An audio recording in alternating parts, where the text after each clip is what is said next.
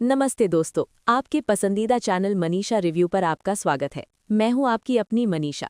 सीधा मुद्दे पर आते हैं क्योंकि आज जो खबर मैं फिल्म सिटी के गलियारों से सीधे सेट से लेकर आई हूं, वो ना केवल आपके होश उड़ा देगी, बल्कि झनक शो के इतिहास का सबसे बड़ा टर्निंग पॉइंट साबित होने वाली है। जैसा कि आप जानते हैं, टीवी पर आने में अभी वक्त है, लेकिन वो आग स्क्रीन को जलाकर राख कर देगी। आज हम बात करने वाले हैं उस महा एपिसोड की शूटिंग के बारे में, जहां कॉलेज का एक साधारण सा एग्जाम हॉल कुरुक्षेत्र के मैदान में बदल गया है और इस युद्ध के केंद्र में है बेचारी झनक, जो अपनी मां नूतन की तरह ही दुनिया के ताने और अपनों की नफरत झेल रही है। कहानी की शुरुआत होती है उस बेहद तनावपूर्ण माहौल से, जहां झनक अपने भविष्य को संवारने के लिए एग्जाम देने पहुंची है। हम सब जानते हैं कि झनक, जो कि अनिरुद्ध और नूतन की बेटी है, उसके लिए ये एग्जाम सिर्फ पास या फेल होने की बात नहीं है, बल्कि ये बोस परिवार और अर्शी की नफरत के खिलाफ उसकी अस्तित्व की लड़ाई है। सेट पर मैंने देखा कि किस तरह अर्शी और उसकी बेटी अदिति ने, जो अब ऋषि की पत्नी है, एक घिनौनी साजिश रची है। अदिति, जिसे अपनी मां अर्शी से विरासत में नफरत और जलन मिली है, वो ये बर्दाश्त नहीं कर सकती कि झनक, जो उसके पति ऋषि की एक्स वाइफ है, अपनी जिंदगी में कुछ भी हासिल करे। फिल्म सिटी में जब इस सीन की रिहर्सल हो रही थी, तब साफ दिख रहा था कि मेकर्स इस बार झनक को सिर्फ रोते हुए नहीं, बल्कि एक ऐसे चक्रव्यूह में फंसा हुआ दिखाना चाहते हैं जहां से निकलने का कोई रास्ता नहीं है। एग्जाम हॉल में सन्नाटा पसरा हुआ है, लेकिन ये तूफान से पहले की शांति है। झनक पूरी लगन से अपना पेपर लिख रही है। उसे इस बात का रत्ती भर भी अंदाजा नहीं है कि उसकी ही डेस्क के नीचे, उसकी किताबों के बीच, अदिति ने अपने कुछ गुर्गों की मदद से नकल की पर्चियां प्लांट करवा दी हैं। यहाँ ट्विस्ट ये है कि ये कोई मामूली नकल का आरोप नहीं है। अर्शी और अदिति का प्लान झनक को सिर्फ रस्टिकेट करवाना नहीं है, बल्कि उसे पुलिस के हवाले करना है। और विडंबना देखिए कि पुलिस कोई और नहीं बल्कि खुद एसपी ऋषि है, जो झनक का पूर्व पति और वर्तमान में अदिति का पति है। जैसे ही इन्विजिलेटर, जो पहले से ही बिका हुआ है, झनक के पास आता है और वो पर्चियां बरामद करता है, पूरा हॉल सन्न रह जाता है।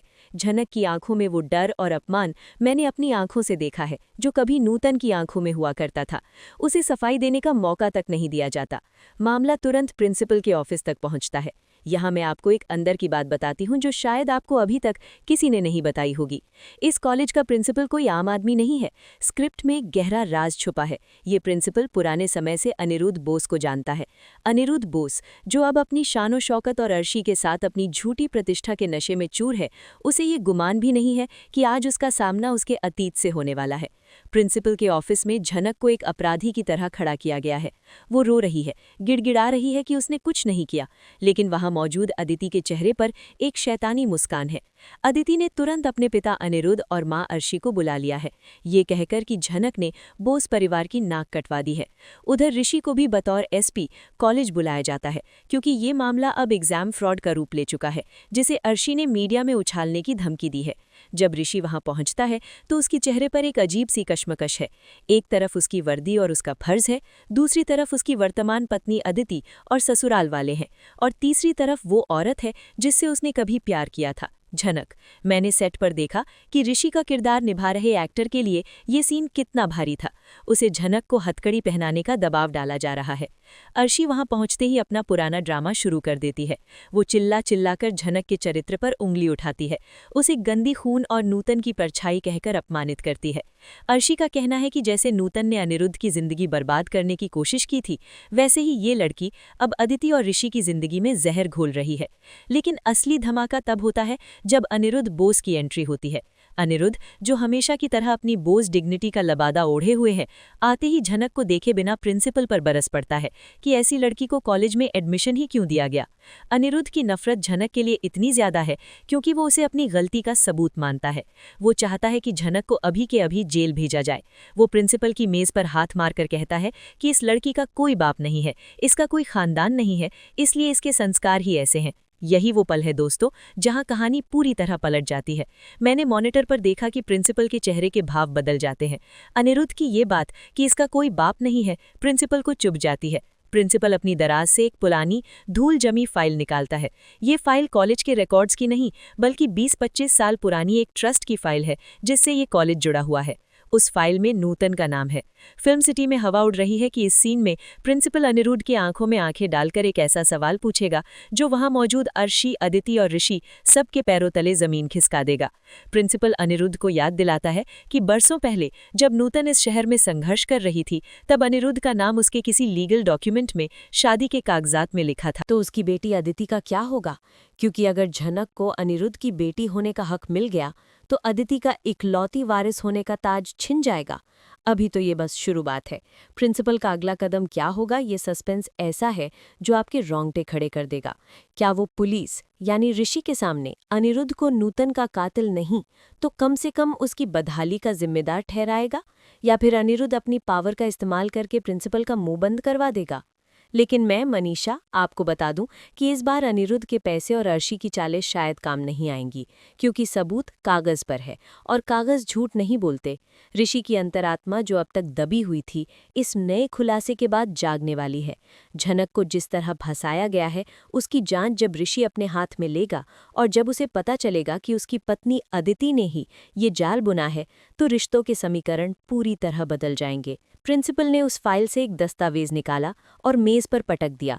ये कोई मामूली कागज नहीं था।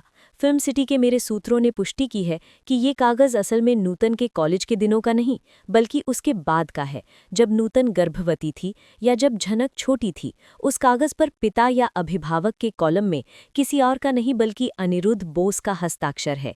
जी हाँ, अनिरुद्ध का अपना सिग्नेचर। प्रिंसिपल ने कड़क आवाज में कहा, मिस्टर बोस, आप जिस लड़की को बिन बाप की और गंदी खून कह रहे हैं, ये कागज गवाही दे रहा है कि सालों पहले आप ही ने इसकी मां की जिम्मेदारी लेने का वादा किया था। अगर ये लड़की नाजायज है तो ये गुनाह किसका है? ये सुनते ही अर्शी का चेहरा गुस्से और डर से लाल हो गया। सेट पर मौजूद क्रू भी सांस रोके खड़ा था। अर्शी, जो हमेशा से जानती थी कि अनिरुद्ध का नूतन के साथ रिश्ता था, लेकिन समाज के सामने उसने हमेशा पर्दा डाला रखा था, आज वो पर्दा सबके सामने फट चुका था। अर्शी चिल्लाई, ये झूठ है, ये प्रिंसिपल बिका हुआ है, ये इस लड़की की चाल है, इसने ये कागज प्लांट किया है। लेकिन दोस्तों, हम सब जानते हैं कि कागज 25 साल पुराना है, उसकी स्याही पुरानी है, उसे आज प्लांट नहीं किया जा सकता। और सबसे बड़ी बात, वहां खड़ा एसपी ऋषि, जो कानून का रखवाला है, वो कागज की अहमियत समझता है। ऋषि ने आगे बढ़कर प्रिंसिपल की मेज से वो कागज उठाया। ये सीन देखने लायक था। एक तरफ ऋषि की पत्नी अदिति खड़ी है, जो चाहती है कि ये कागज जल जाए और झनक जेल जाए। दूसरी तरफ उसकी एक्स वाइफ झनक खड़ी है, जो आंसुओं के साथ ऋषि की तरफ देख रही है, उम्मीद कर रही है कि कम से कम वो तो सच का साथ देगा। ऋषि ने जब उस कागज पर अनिरुद्ध के हस्ताक्षर देखे तो उसके पैरों तले जमीन खिसक गई। वो हस्ताक्षर, जिसे वो अपने ससुर के रूप में पहचानता है, वो वहां मौजूद था। ऋषि ने धीरे से सिर उठाया और अनिरुद्ध की आंखों में देखा। वो सम्मान, वो डर जो एक दामाद का अपने ससुर के लिए होता है, वो ऋषि की आंखों से गायब हो गया था। उसकी जगह ले ली थी एक पुलिस वाले के शक ने। ऋषि ने भारी आवाज में पूछा, डैड, ये क्या है? क्या ये आपके सिग्नेचर हैं? अनिरुद्ध हकलाने लगा। वो अपनी बेटी अदिति के सामने, जिसने हमेशा उसे एक हीरो माना है, गिरना नहीं चाहता था। अदिति, जो अब तक चुप थी, घबरा कर बोली, ऋषि, तुम इन बकवास बातों पर विश्वास मत करो। डैड, कहिए ना कि ये झूठ है। लेकिन अनिरुद्ध की खामोशी ने बहुत कुछ कह दिया। यही वो पल था जब झनक का सब्र का बांध टूट गया। मैंने शूटिंग के दौरान देखा कि झनक के किरदार में कितनी आग थी। वो आगे बढ़ी और उसने अनिरुद्ध की आंखों में आंखें डालकर कहा, मुझे आपके नाम की कोई ज़रूरत नहीं है मिस्टर बोस। मैंने आज तक अपने दम पर अपनी पहचान बनाई है। लेकिन खबरदार जो मेरी माँ के चरित्र पर उंगली उठाई। अगर मेरी माँ गलत थी तो आप क्या थे? अगर मैं पाप हूँ तो उस पाप के भागीदार आप भी हैं। झनक की ये बात सुनकर अदिति अपना आपा खो बैठती है। उसे ये बर्दाश्त नहीं होता कि उसकी सौतन या एक्स सौतन उसके पिता को चुनौती दे। अदिति आगे बढ़कर झनक पर हाथ उठाने की कोशिश करती है, लेकिन ऋषि, जी हाँ दोस्तों, एसपी ऋषि बीच में आ जाता है और अदिति का हाथ पकड़ लेता है। ये सीन शो का सबसे वायरल मोमेंट बनने वाला है। ऋषि अपनी पत्नी अदिति का हाथ पकड़कर उसे रोकता है और कहता है, अदिति, यहाँ मैं तुम्हारा पति बनकर नहीं, इस शहर का एसपी बनकर खड़ा हूँ और कानून के सामने हाथ उठाने की इजाज़त किसी को नहीं है। तुम्हें भी नहीं। अनिरुद्ध इस मौके का फायदा उठाकर बात को घुमाने की कोशिश करता है। वो चिल्लाता है, बात मेरे अतीत की नहीं, इस एग्जाम में हुई चीटिंग की हो रही है। ये लड़की चोर है, इसने नकल की है, इसे अरेस्ट करो ऋषि। तुम अपना फर्ज क्यों भूल रहे हो? क्या अभी भी तुम्हारे दिल में अपनी इस एक्स वाइफ के लिए जगह बची है?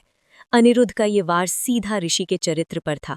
वो ऋषि को गिल्टी फील कराना चाहता था ताकि वो झनक को अरेस्ट कर ले और ये फैमिली ड्रामा वहीं खत्म हो जाए।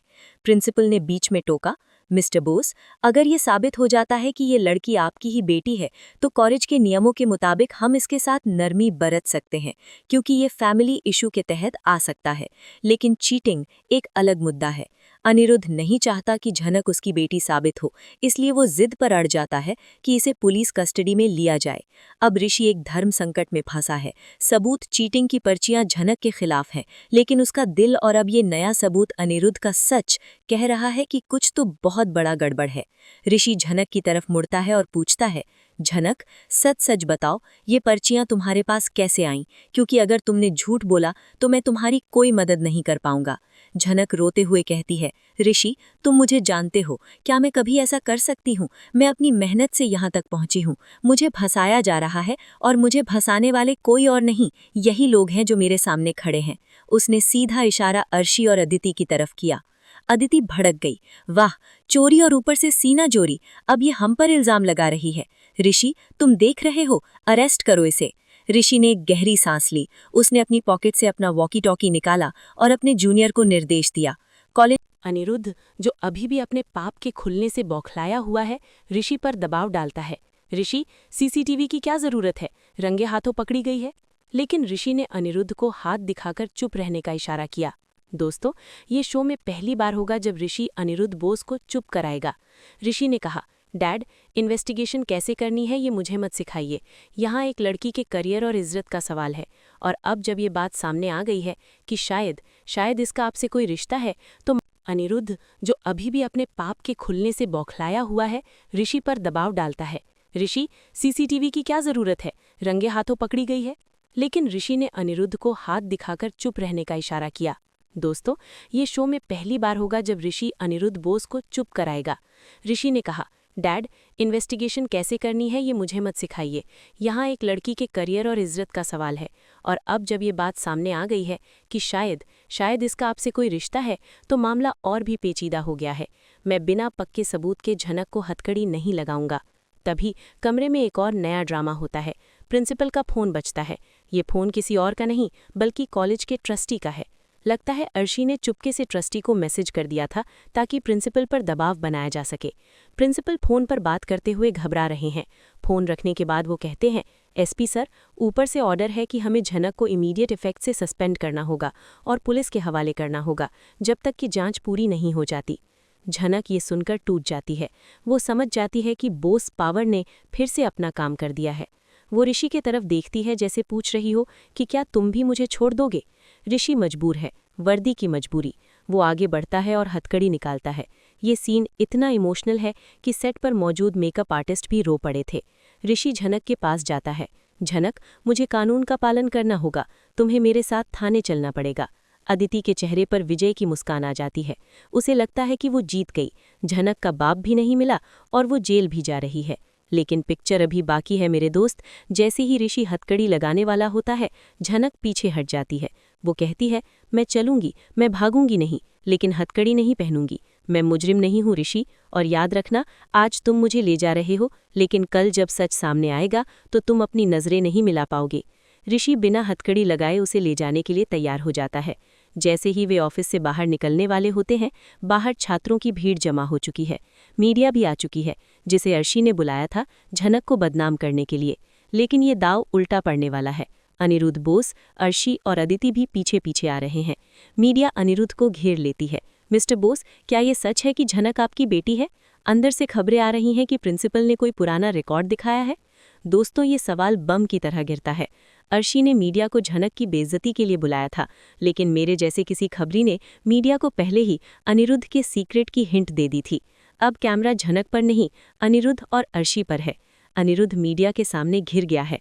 अदिति कोशिश करती है कैमरों को हटाने की, लेकिन सवाल दाग दिए गए हैं। ऋषि झनक को लेकर पुलिस जीप की तरफ बढ़ रहा है, लेकिन वो देख रहा है कि कैसे उसका ससुर, जो शहर का प्रतिष्ठित आदमी था, अब अपनी ही बिछाई जाल में फंस गया है। जीप में बैठते वक्त झनक ऋषि से कहती है, तुम्हारे ससुर की इज्जत बचाने के लिए मुझे जेल ले जा रहे हो ना? लेकिन सच छुप नहीं सकता ऋषि, वो फाइल झूठ नहीं बोलती। ऋषि जीप का दरवाज़ा बंद करता है, लेकिन उसके दिमाग में वही फाइल घूम रही है। वो ड्राइवर से कहता है, थाने नहीं, सीधा घर चलो। ड्राइवर हैरान होता है, सर, मुजरिम को घर? ऋषि गुस्से में कहता है, कहा ना घर चलो, ये मुजरिम नहीं, मेरी जिम्मेदारी है। जब तक सीसीटीवी फुटेज नहीं आती, झनक पुलिस कस्टडी में नहीं, मेरे पर्सनल हाउस अरेस्ट में रहेगी। दोस्तों, ये है वो महा ट्विस्ट। ऋषि झनक को जेल नहीं, बल्कि अपने उस घर ले जा रहा है जहां अदिति भी रहती है। सोचिए, क्या होगा जब अदिति घर पहुंचेगी और देखेगी कि जिस झनक को वो जेल भेजने वाली थी, वो ऋषि के साथ उसके ही घर के हॉल में बैठी है। और ऋषि ने ये फैसला क्यों लिया? क्या उसे शक है कि थाने में झनक की जान को खतरा हो सकता है, या अनिरुद्ध वहां उसे नुकसान पहुंचा सकता है? फिल्म सिटी से मेरी रिपोर्ट यहीं खत्म नहीं होती। मैंने सुना है कि अगले सीन में अनिरुद्ध और अर्शी के बीच एक भयंकर लड़ाई शूट हुई है। घर जाकर अर्शी अनिरुद्ध पर टूट पड़ती है, तुमने मुझसे झूठ बोला, तुमने कहा था नूतन का किस्सा खत्म हो गया था, फिर वो फाइल, वो साइन क्या था?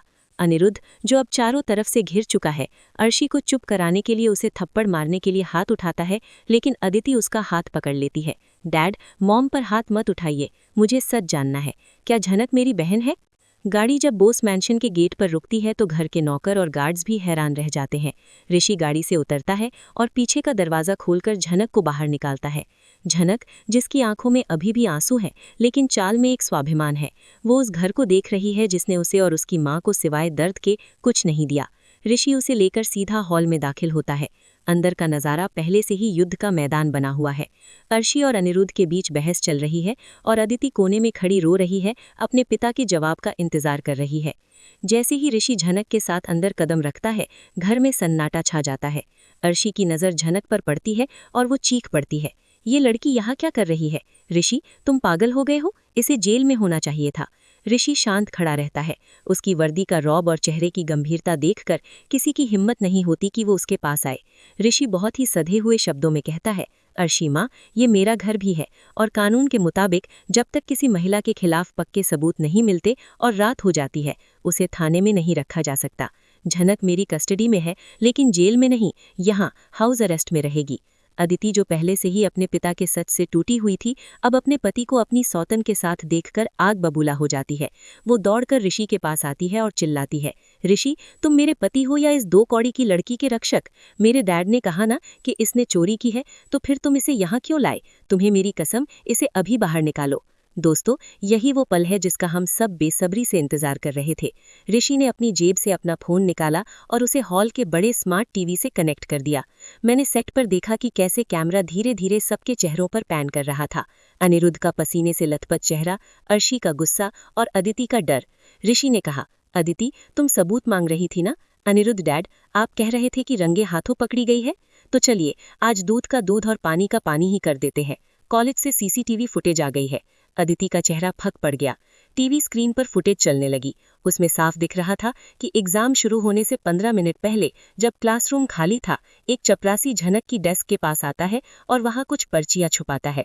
लेकिन असली झटका तो तब लगता है जब फुटेज में अगला सीन आता है। वो चपरासी कॉरिडोर में जाता है और एक लड़की से पैसे लेता है। वो लड़की कोई और नहीं बल्कि अदिति बोस है।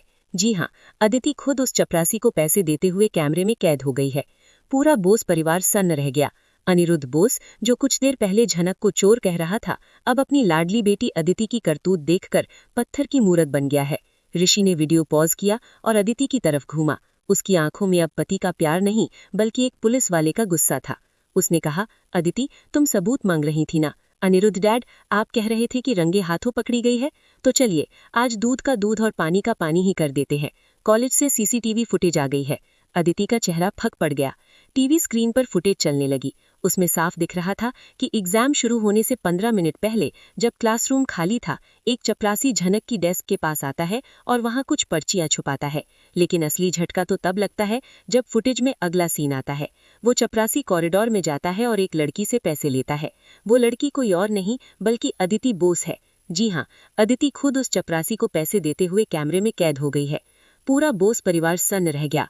अनिरुद्ध बोस, जो कुछ देर पहले झनक को चोर कह रहा था, अब अपनी लाडली बेटी अदिति की करतूत देखकर पत्थर की मूरत बन गया है। ऋषि ने वीडियो पॉज किया और अदिति की तरफ घूमा। उसकी आंखों में अब पति का प्यार नहीं बल्कि एक पुलिस वाले का गुस्सा था। उसने कहा, अदिति, तुम सबूत मांग रही थी ना? अनिरुद्ध डैड, आप कह रहे थे कि रंगे हाथों पकड़ी गई है, तो चलिए आज दूध का दूध और पानी का पानी ही कर देते हैं। कॉलेज से सीसीटीवी फुटेज आ गई है। अदिति का चेहरा फक पड़ गया। टीवी स्क्रीन पर फुटेज चलने लगी। उसमें साफ दिख रहा था कि एग्जाम शुरू होने से 15 मिनट पहले जब क्लासरूम खाली था, एक चपरासी झनक की डेस्क के पास आता है और वहां कुछ पर्चियां छुपाता है। लेकिन असली झटका तो तब लगता है जब फुटेज में अगला सीन आता है। वो चपरासी कॉरिडोर में जाता है और एक लड़की से पैसे लेता है। वो लड़की कोई और नहीं बल्कि अदिति बोस है। जी हाँ, अदिति खुद उस चपरासी को पैसे देते हुए कैमरे में कैद हो गई है। पूरा बोस परिवार सन्न रह गया। अनिरुद्ध बोस, जो कुछ देर पहले झनक को चोर कह रहा था, अब अपनी लाडली बेटी अदिति की करतूत देखकर पत्थर की मूरत बन गया है। ऋषि ने वीडियो पॉज किया और अदिति की तरफ घूमा। उसकी आंखों में अब पति का प्यार नहीं बल्कि एक पुलिस वाले का गुस्सा था। उसने कहा, अदिति, तुम सबूत मांग रही थी ना? अनिरुद्ध डैड, आप कह रहे थे कि रंगे हाथों पकड़ी गई है, तो चलिए आज दूध का दूध और पानी का पानी ही कर देते हैं। कॉलेज से सीसीटीवी फुटेज आ गई है। अदिति का चेहरा फक पड़ गया। टीवी स्क्रीन पर फुटेज चलने लगी। उसमें साफ दिख रहा था कि एग्जाम शुरू होने से 15 मिनट पहले जब क्लासरूम खाली था, एक चपरासी झनक की डेस्क के पास आता है और वहां कुछ पर्चियां छुपाता है। लेकिन असली झटका तो तब लगता है जब फुटेज में अगला सीन आता है। वो चपरासी कॉरिडोर में जाता है और एक लड़की से पैसे लेता है। वो लड़की कोई और नहीं बल्कि अदिति बोस है। जी हाँ, अदिति खुद उस चपरासी को पैसे देते हुए कैमरे में कैद हो गई है। पूरा बोस परिवार सन्न रह गया। अनिरुद्ध बोस, जो कुछ देर पहले झनक को चोर कह रहा था, अब अपनी लाडली बेटी अदिति की करतूत देखकर पत्थर की मूरत बन गया है। ऋषि ने वीडियो पॉज किया और अदिति की तरफ घूमा। उसकी आंखों में अब पति का प्यार नहीं बल्कि एक पुलिस वाले का गुस्सा था। उसने कहा, अदिति, तुम सबूत मांग रही थी ना? अनिरुद्ध डैड, आप कह रहे थे कि रंगे हाथों पकड़ी गई है, तो चलिए आज दूध का दूध और पानी का पानी ही कर देते हैं। कॉलेज से सीसीटीवी फुटेज आ गई है। अदिति का चेहरा फक पड़ गया। टीवी स्क्रीन पर फुटेज चलने लगी। उसमें साफ दिख रहा था कि एग्जाम शुरू होने से 15 मिनट पहले जब क्लासरूम खाली था, एक चपरासी झनक की डेस्क के पास आता है और वहां कुछ पर्चियां छुपाता है। लेकिन असली झटका तो तब लगता है जब फुटेज में अगला सीन आता है। वो चपरासी कॉरिडोर में जाता है और एक लड़की से पैसे लेता है। वो लड़की कोई और नहीं बल्कि अदिति बोस है। जी हाँ, अदिति खुद उस चपरासी को पैसे देते हुए कैमरे में कैद हो गई है। पूरा बोस परिवार सन्न रह गया। अनिरुद्ध बोस, जो कुछ देर पहले झनक को चोर कह रहा था, अब अपनी लाडली बेटी अदिति की करतूत देखकर पत्थर की मूरत बन गया है। ऋषि ने वीडियो पॉज किया और अदिति की तरफ घूमा। उसकी आंखों में अब पति का प्यार नहीं बल्कि एक पुलिस वाले का गुस्सा था। उसने कहा, अदिति, तुम सबूत मांग रही थी ना? अनिरुद्ध डैड, आप कह रहे थे कि रंगे हाथों पकड़ी गई है, तो चलिए आज दूध का दूध और पानी का पानी ही कर देते हैं।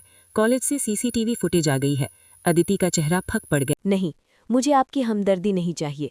मुझे सिर्फ मेरा हक चाहिए था जो आपने 25 साल पहले छीन लिया था। लेकिन अब मुझे वो भी नहीं चाहिए। ऋषि, मुझे हथकड़ी पहना दो, मुझे जेल ले चलो, लेकिन मुझे इस घर में इन झूठे लोगों के बीच एक पल भी नहीं रहना। ऋषि झनक का हाथ पकड़ता है, लेकिन हथकड़ी पहनाने के लिए नहीं। वो फैसला सुनाता है, झनक कहीं नहीं जाएगी। अपराध अदिति ने किया है, सबूत सामने है। एसपी होने के नाते मेरा फर्ज है कि जिसने कानून तोड़ा है उसे सजा मिले। ऋषि अपनी ही पत्नी अदिति की तरफ हथकड़ी लेकर बढ़ता है। घर में कोहराम मच जाता है। अर्शी ऋषि के पैरों में गिर पड़ती है। अनिरुद्ध उसे रोकने की कोशिश करता है। ऋषि बेटा, घर की बात घर में रहने दो। लेकिन ऋषि कहता है, ये घर की बात तब तक थी जब तक कॉलेज में ड्रामा नहीं हुआ था। अब ये पुलिस केस है। मनीषा रिव्यू की एक्सक्लूसिव खबर ये है कि एपिसोड यहीं खत्म होगा, एक फ्रीज फ्रेम पर, जहां ऋषि के एक हाथ में हथकड़ी है और वो अदिति के सामने खड़ा है। झनक दूर खड़ी ये तबाही देख रही है और अनिरुद्ध बोस अपनी दोनों बेटियों के बीच अपने कर्मों की सजा भुगत रहा है। दोस्तों, आने वाले एपिसोड्स में हम देखेंगे कि क्या ऋषि सच में अदिति को अरेस्ट करेगा या बोस परिवार अपनी पावर का इस्तेमाल करके उसे बचा लेगा, और क्या अनिरुद्ध अब दुनिया के सामने स्वीकार करेगा कि झनक उसकी बेटी है। ये सब जानने के लिए बने रहिए मेरे साथ। मैं मनीषा फिल्म सिटी से आपके लिए हर छोटी बड़ी अपडेट लाती रहूंगी। अगर आपको मेरी ये स्टोरी और एनालिसिस पसंद आई तो चैनल को सब्सक्राइब करना ना भूलें और कमेंट में बताएं कि आप ऋषि की जगह होते तो क्या करते। मिलते हैं अगली वीडियो में।